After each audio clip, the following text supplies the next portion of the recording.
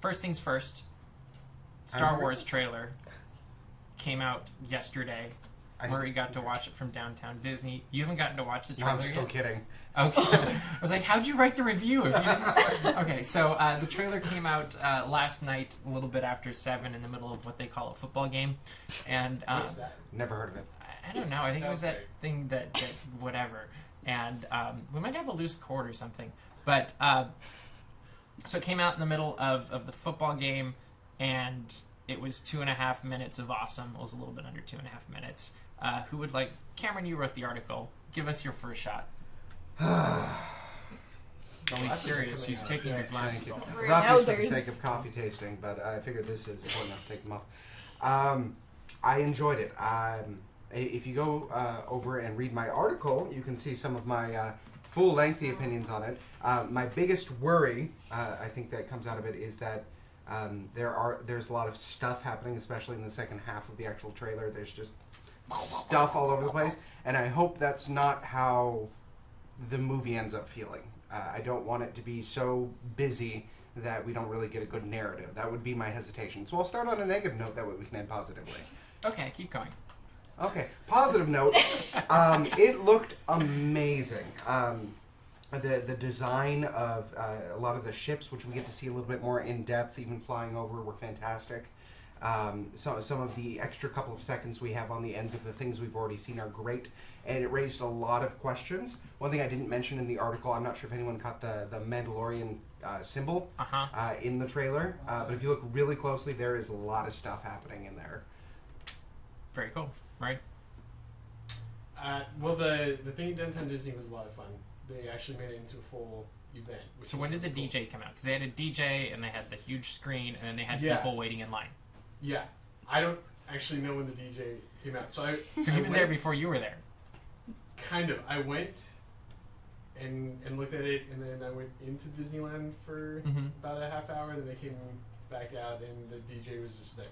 And there was people dancing. That'd be fun. Murray, a DJ? The story sounds pretty suspicious. That'd be cool. So there's people dancing before a Star Wars trailer. Now, the only thing I'm picturing now that you mentioned Star Wars trailer dance party. That was played. Actually, it was pretty awesome. I mean, so good. Yeah. Nice. And the best was on the ESPN Zone screens for the actual football game. That song was playing, and they were showing like highlights, so it almost looked like a blooper thing of like catch the ball and aliens. So it was a lot of fun. They did a really good job making it a big event, and the trailer was cool. I like seeing Leia officially. She's real! Well, I mean, I know the poster came out a couple days before, but still, I know we knew she was in it, but there's still that sort of like, is she really? Because we've seen... Maybe she's just like Luke that we're not really getting to see a whole lot of, if anything. Yeah. Ladies, what do you think? Okay, well, you're talking to the people who really haven't seen a whole lot of Star Wars. But you saw the trailer, right? I did, yeah. So go ahead. I did, actually. With what little Star Wars knowledge I have, I was basically just like, wow, explosions! This is really exciting! And that's what I have to say. That's great. Thank you. I'm glad you enjoyed the explosions. And colors.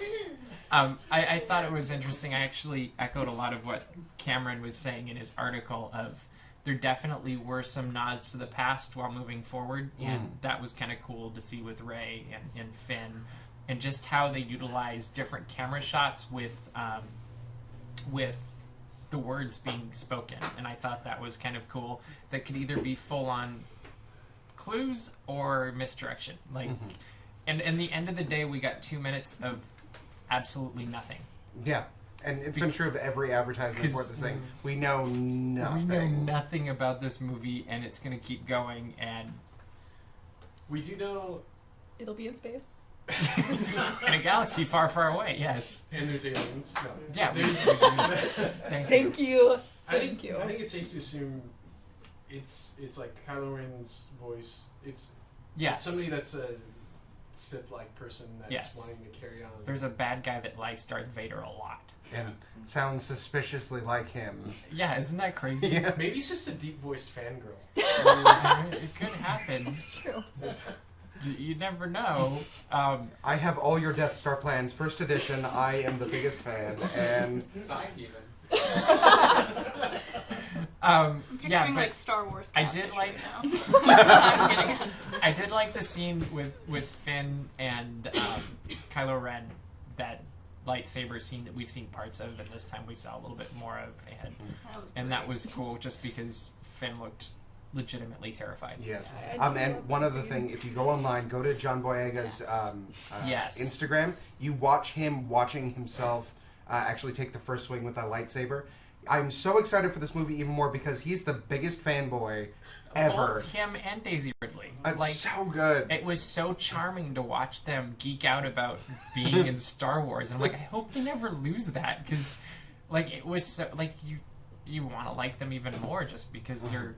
It's like if we were in a movie. And they're respecting. You can tell they have a respect for what they're doing. Mm-hmm. That they're not just in it because it's a really cool gig to be in a very high-paying profile movie like this. No, they're legitimately geeking out of like Star Wars, and that's me. You know, like, yeah, it was fantastic.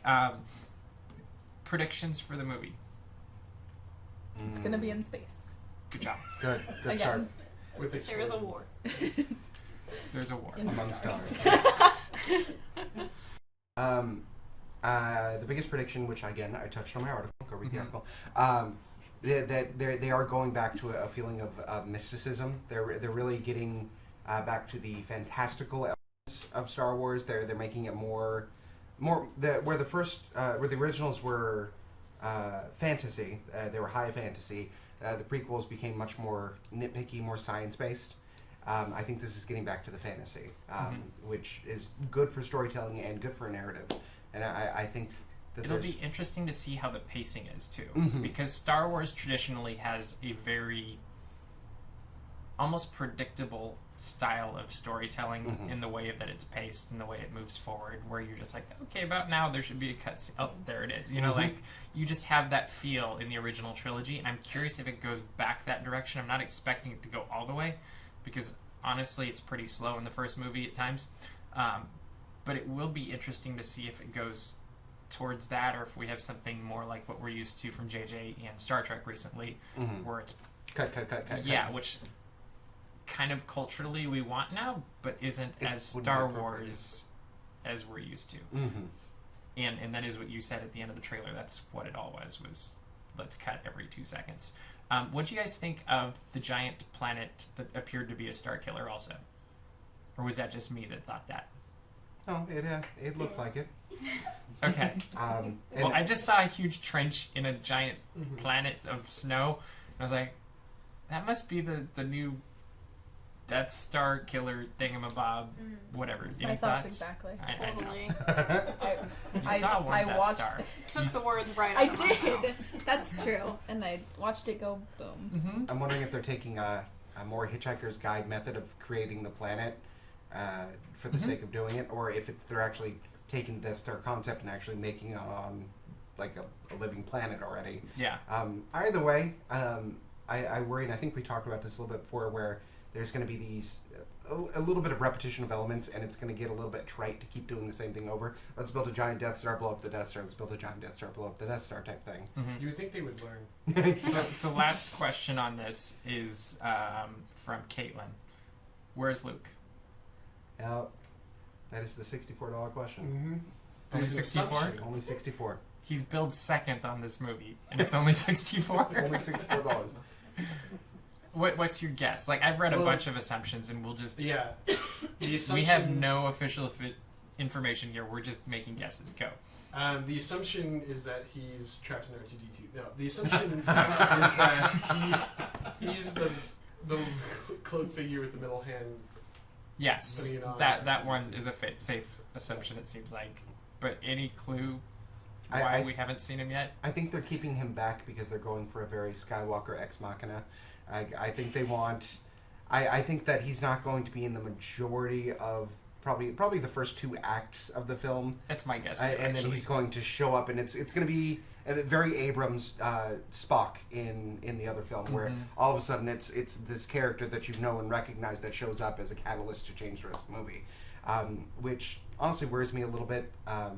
So are you saying we need to do a segment at some point where we watch Star Trek and Star Wars Side by side to see the how they first line up? JJs of each and see how they line up and analyze? And that could be interesting. That would be really fun. Because yeah. actually, that's what I was predicting too, but I hadn't made the Spock connection. It's one of Abrams' tropes, is that? And then if we're following his tropes, that means that we can assume a very high-profile death.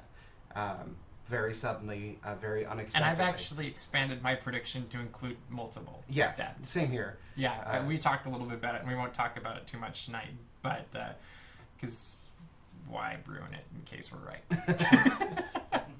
All right, so predictions on the movie, rating out of 5 stars. What's your prediction of what you will think of it coming out of the first time you've seen it? 1 through 5.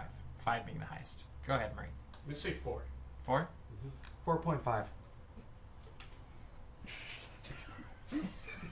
Apparently 5. Yeah, there you go. I was gonna say 4. I'm going to go That's- 4.52. I think that's the correct answer. Go for And, it. Thank you, everyone. And I'm gonna say 4.75. Okay, I'll give you that. Price is Right rules. I think we're gonna really, I think we're gonna really like it, and I think walking out of the movie, we're gonna be totally geeking out, and then a few hours later or days later, we're like, wait a minute, And then start tearing it apart. and then we're gonna start tearing it apart. So, watch Geeks Corner as we get closer to. What'd you say? Next morning we're tearing it apart. Next morning, we're tearing it apart. Okay, Sleep so over, we then might tear have apart. multiple reviews of this. So stay tuned to the Geeks Corner, and we will. I have a bit of a prediction. Like this is gonna be a great movie, episode 7, and then all of a sudden we're gonna get the announcement for the title of episode 8, and it will be Jar Jar Rises, and then we'll just. And with that, we're moving on.